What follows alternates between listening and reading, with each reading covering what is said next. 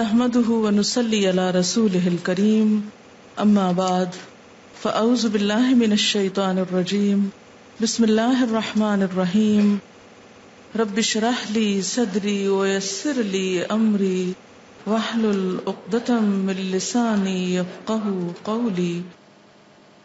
دعا کے آداب میں سے یہ بات آپ سب کو معلوم ہے کہ اگر دعا مانگنے سے پہلے اللہ کی تسبیح، حمد و ثنا، تعریف کی جائے تو یہ چیز اللہ تعالی کی رحمت کو جوش میں لانے کا ذریعہ بنتی ہے اور دعا کی قبولیت کا بھی۔ دوسری چیز درود شریف ہے، اس لیے دعائیں شروع ہونے سے پہلے تسبیح بھی ہے اور درود شریف بھی ہے۔ یہاں مختصر اس لیے لکھا گیا ہے کہ کم از کم یہ کلمات پڑھنا انسان کے لیے کچھ مشکل نہیں۔ سبحان اللہ و بحمدہ عدد خلقہ ورضا نفسہ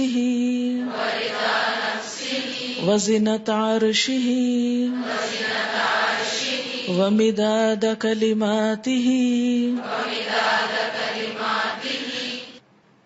سبحان اللہ، پاک ہے اللہ، وبحمدہ، اور اس کی تعریف کے ساتھ، یعنی میں اس کی پاکی بیان کرتی ہوں، عدد خلقہ، اس کی مخلوق کی تعداد کے مطابق، کے برابر۔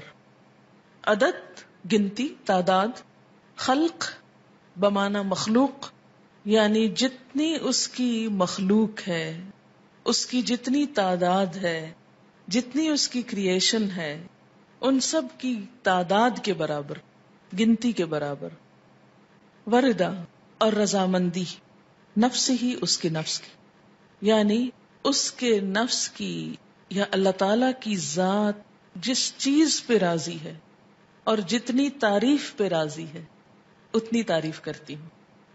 وزنۃ عرشہ، اور اس کے عرش کے وزن کے برابر، یعنی جس عرش پر اللہ تعالی متمکن ہے اس کا جتنا وزن ہے ہم تو اس کا احاطہ بھی نہیں کر سکتے، اس کے برابر۔ ومداد، اور سیاہی، کلمات ہی، اس کے کلمات کے لکھنے کی، یعنی قرآن پاک میں آتا ہے کہ اگر سارے سمندر سیاہی بن جائیں اور اتنے ہی اور بھی، اور سارے درخت قلمیں بن جائیں اور اللہ کے کلمات، اس کی تعریف لکھی جانے لگے تو سارے سمندر خشک ہو جائیں، لیکن اللہ کی باتیں کبھی ختم نہ ہوں۔ تو اس لیے اس کے کلمات یا اس کی باتیں لکھنے کے لیے جتنی سیاہی چاہیے اس کے برابر۔ یہ مسنون تسبیح ہے اور بہت ہی خوبصورت، چند لفظ ہیں لیکن ایک بندہ مومن کے دل کے اندر اللہ تعالی کی محبت کے لیے، اس کی عظمت بیان کرنے کے لیے جو اس کے جذبات ہیں اس کی ایک عکاسی ہے۔ اب دیکھیں کہ اللہ تعالی کی ذات جتنی بلند ہے اور اس میں جتنی خوبیاں ہیں ان کا احاطہ کرنا ہم جیسے کم عقل اور حقیر انسانوں کے لیے ممکن ہی نہیں۔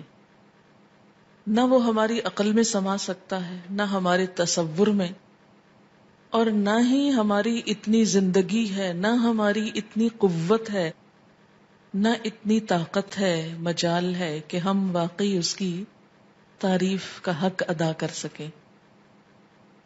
اس کی تسبیح کائنات کی ہر چیز بیان کر رہی ہے۔ وَإِن مِّن شَيْءٍ إِلَّا يُسَبِّحُ بِحَمْدِهِ، کوئی چیز ایسی نہیں جو اس کی تسبیح نہ کر رہی ہو۔ وَلَٰكِن لَّا تَفْقَهُونَ تَسْبِيحَهُمْ، لیکن تم ان کی تسبیح کو سمجھتے نہیں ہو۔ سَبَّحَ لِلَّهِ مَا فِي السَّمَاوَاتِ وَمَا فِي الْأَرْضِ، تسبیح کر رہی ہے اللہ کی ہر وہ چیز جو آسمانوں میں ہے، ہر وہ جو زمین میں ہے۔ جب ہر چیز اس کی تسبیح میں لگی ہوئی ہے تو میری زبان اس کی تسبیح سے خالی کیوں رہے؟ اگر میں نہیں کروں گی تو میری محرومی ہے۔ اللہ تعالیٰ کا تو کچھ بھی نقصان نہیں۔ بے شمار فرشتے صرف پیدا ہی اس لیے ہوئے ہیں کہ وہ اللہ کی تسبیح بیان کریں، اس کی تعریف بیان کریں. اس لیے تسبیح کرنا سراسر خود انسان کے اپنے فائدے کے لیے ہے. اس طرح انسان باقی کائنات کا ہم نوا ہو جاتا ہے. جس ذات سے جتنی محبت ہوتی ہے اس کے لیے الفاظ کا چناؤ اتنا ہی مشکل کام ہوتا ہے، اور اللہ کی تعریف کے لیے الفاظ کا چناؤ ہم عام انسانوں کے بس میں نہیں. اس لیے ہمیں لازمی طور پر سہارا لینا ہے نبی صلی اللہ علیہ وسلم کے الفاظ کا. تو آپ نے جو الفاظ سکھائے مسنون بھی ہیں اور بہت جامع بھی ہیں. آپ صلی اللہ علیہ وسلم کی یہ خصوصیت تھی کہ انما اوتیت جوامع الکلم، مجھے جامع کلمات عطا کیے گئے ہیں. آپ صلی اللہ علیہ وسلم کی گفتگو کی ایک خوبی تھی کہ کم الفاظ میں بڑی بات کہہ سکتے تھے. تو یہاں بہت کم الفاظ میں بہت خوبصورت طریقے سے اللہ تعالی کی تسبیح بیان کی گئی ہے. تو جب بھی آپ دعا مانگنے لگیں تو اس سے پہلے اگر یہ چند لفظ بول لیں تو دعا کا وزن اور قبولیت اور اس کی خوبصورتی بڑھ جائے گی. اب دیکھیں کہ دعا کے شروع میں اور آخر میں تسبیح پڑھنا اور درود شریف پڑھنا یہ کہ ایسا ہی ہے کہ جیسے کسی کو کچھ دینے کے لیے آپ ایک خوبصورت جیسے گفٹ پیپر ہوتا ہے یا اچھا کوئی برتن ہو سکتا ہے یا کوئی بھی چیز جس میں آپ کوئی چیز ڈال کر دے رہے ہیں. مثلا آپ نے ایک خوبصورت خط لکھا اور گندے سے انویلپ میں ڈال کے دے دیں تو وہ تاثر کیسا ہوتا ہے؟ درست نہیں ہوتا. اسی طرح آپ اچھی سے اچھی بات کہنا چاہیں مگر الفاظ اچھے نہ ہوں تو اس کے اندر خوبی نہیں آئے گی اچھی سے اچھی بات میں. تو الفاظ کا اچھا چناؤ اور دعاؤں کے آگے پیچھے اللہ کی تسبیح یہ بہت ہی ضروری ہے اور بہت مفید ہے، اور اس سے بڑھ کر جامع الفاظ کم ہی ملیں گے آپ کو.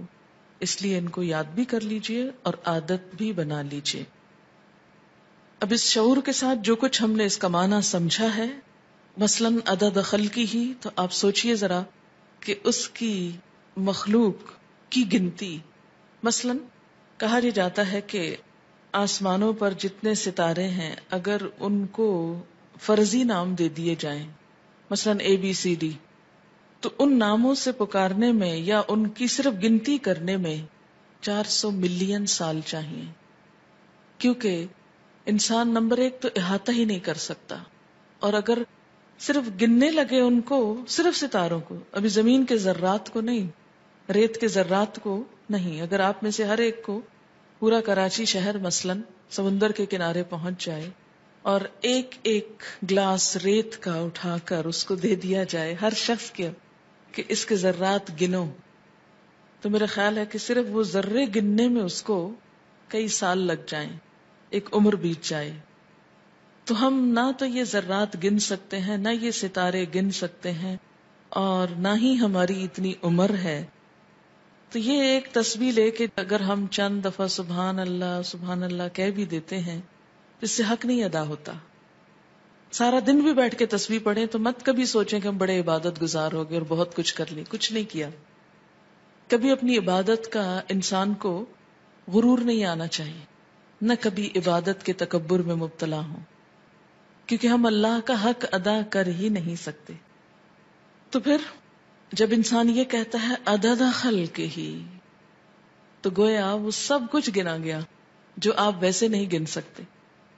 لیکن شرط یہ کہ دل سے کہیں عدد خلق ہی ورضا نفس ہی، اتنی تسبیح جس پہ وہ راضی ہو جائے، بس مجھے اس کو راضی کرنا ہے. میں جب تک تسبیح کروں گا جب تک وہ راضی ہو جائے، اس کی رضا کے برابر. وزنۃ عرش ہی، اور وزن میں اس کا عرش، اس سے وزنی کوئی چیز نہیں، اور اس کے کلمات لکھنے کی سیاہی کے برابر. وہ کتنی ہے اس کا احاطہ بھی ہم نہیں کر سکتے. اب آپ دیکھیں لیکوڈ بھی آ گیا اور ایبسٹریکٹ چیز بھی آ گئی اور ٹھوس چیز بھی آ گئی، یعنی ہر چیز کا ایک طرح سے احاطہ کیا گیا. اب اس تصور کے ساتھ تسبیح پڑھی سبحان اللہ وبحمدہ عدد خلقہ ورضا نفسہ وزنة عرشہ ومداد کلماتہ